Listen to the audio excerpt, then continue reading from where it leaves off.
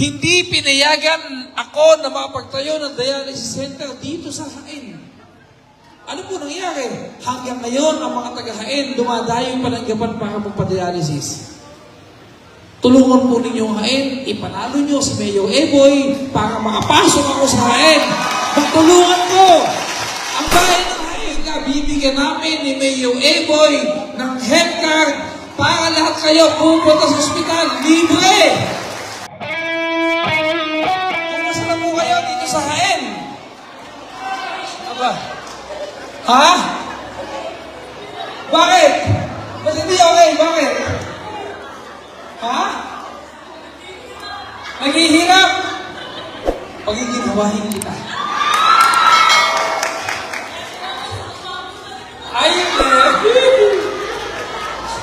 alam mo ninyo, pag pupunta ako ng Hain, kinakabahan ako palagi.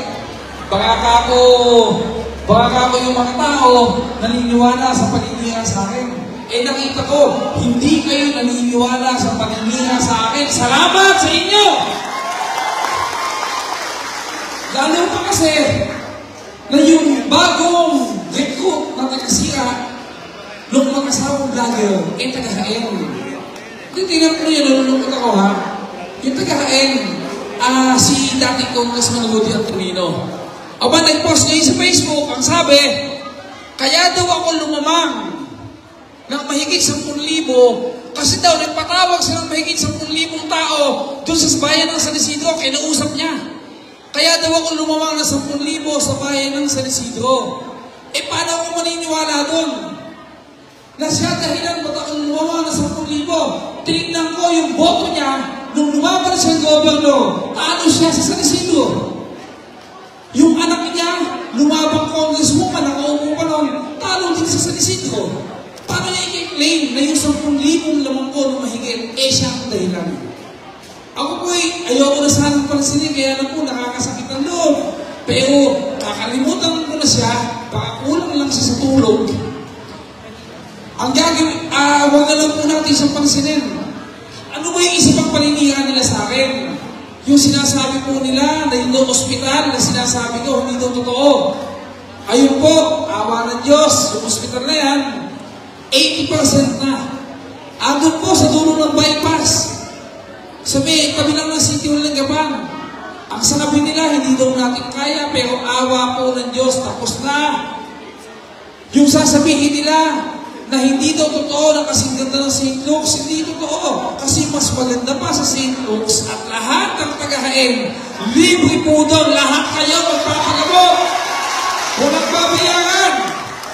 Ano ba problema ng taga-Hain? Ang problema mo ng taga-Hain, alam niyo kung ano? Napakadami lumalapit sa akin. Pagdating sa pangpagamot, pangpa-hospital, wala silang malapitan. Ano ba problema niyo dito lagi? Congressman Emeng, papasok sa ospital yung aming pamilya, walang pagdeposito. Pag nadepositohan na, pangpatubos naman pag gumaling na. Yan po palagi ang routine na problema ng mga taga-Hain. Kaya ako po, lahat po ng bahay dito sa Hain, lahat ng pamilya, bibigyan namin ni Mayor Eboy ng health card para lahat kayo pupunta sa ospital. Libre! Libre po! Alam niyo kung gaano kamahal ang mga taga-Hain. Dito po, nung nanalo ako congressman, nakiusap ako, gusto kong magtayo ng dialysis center dito. Nag-o-opera ako. Ang sabi nung kinausap ko, hindi daw nila kaya, wala daw silang pondo. Ha? Sabi ko, walang gagastusin ng bayan ng Hain. Sagot ko, building, sagot ko, gamot, sagot ko, doktor, tubig, ilaw, nurse, lahat. Tinanggihan po ako. Hindi pinayagan ako na makapagtayo ng dialysis center dito sa Hain. Ano po nangyari? Hanggang ngayon, ang mga taga-Hain dumadayo pa ng Gapan para magpa-dialysis. Tulungan po ninyo ang Hain, ipanalo nyo si Mayor Eboy para makapasok ako sa Hain. Magtulungan ko ang bayan ng Hain. Gaano ako kapagod? Pagod na pagod ako. Natulog ako sa daan. Kumalindag, nagising ako. Sabi ko, Hain na to.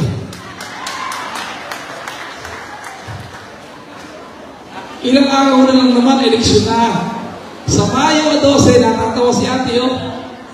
Sa Mayo 12, kapag kakapo, nanalo ang team. Ay, kung gano'n, ito ito usapan natin. Kapag si Mayo Eboy nanalo, paako po sa inyo. Lahat ng sirang kalsada sa bayan ng Nain, si Congressman M. Pascual ang magpapagawa. Na ito yung ginawa ko sa Isidro. Dahil yung Mayo doon, sanay tumanggap ng tulong. Dahil yung Mayo doon, sanay mga pag-uusap sa Congressman. Tingnan nyo ngayon ang San Isidro. Gano'ng maganda ang mga kalsada. Gano'ng maganda ang mga drainage. Gano'ng madami mga gymnasium, mga building na tinayo doon. Kaya huwag po kayong mag-alala. Konting tiis na lang. Sana po pagtulungan nyo ang Team Eboy, Esquivel at Jane Di Guzman. Ipanalo po ninyo sila. Alam nyo, yung kalaban ko naman, para po ikwento ko sa inyo, wala naman po problema doon eh. Kasi, next survey na naman po, yun naman din ang survey eh. Ang survey niya, talagang 5% lang si Doktora at ako po 95%. Tapos na po ang laban sa Congressman. Kaya na lang po ang tulungan natin. Alam niyo, gano'n ko buwisit yung mga yan. Yung kalaban ko. Sa kayo nakakita, sumulat po sa Maynila, nirereklamo ko. Ang reklamo sa akin, bakit daw mag-e-election na, tuloy pa din ang pagtulong ni Congressman Emeng. Pinakinggan sa Maynila, hinold ang aking mga budget. Ito tanong ko, masaya pa sila noon? Sino ang apektado sa ginawa nila? Kayo po ng mga taga-hain. Kung pwede bang sabihin ko, sa sakit, huwag ka munang dumapo. Pagkatapos ng eleksyon, saka ka na lang lumapit. Hindi po pwede yun. Kung pwede bang wala mo nang pupunta ng ospital, hindi mo na naisip yun. Sana hindi nila isinasama sa pamumulitika ang pagtulong sa taong mahirap. Ang taong mahirap hindi involved sa politika. Okay, sige. Nagtagumpay po sila. Nagtagumpay sila, pero dito, sa bayan ng Nain, pinapangako po sa inyo, kahit hinold yung pondo ko, tuloy-tuloy ang pagtulong ko sa inyo, sarili kong pera. Diba? Kaya ako gigil ako dun sa ospital na matapos agad hanggang alas 12 ng gabi. May gumagawa po. Ang pangarap po kasi, kayong mga tagahain, lalo na yung mga senior, pag sinilak, kukumpain ko kayo agad. Ay, subukan nyo kubuhin kayo, nanay. ICU ko kayo dadalhin. Para gumaling kayo agad. Eh sila, ano po ba dala-dala nila? Ang dala-dala nila, pagkakaan po ng 3 taon na pagtatago sa lungga, paninira ang dala-dala. Sira ng sira sa akin. Puro paninira. Marunong na ang tao, lalo na dito sa bayan ng Nain. Ang kailangan po ang dala-dala mo, ano ang ginawa mo sa panunungkulan mo at ano pa ang gagawin mo sa susunod na termino mo. Hindi pa nila.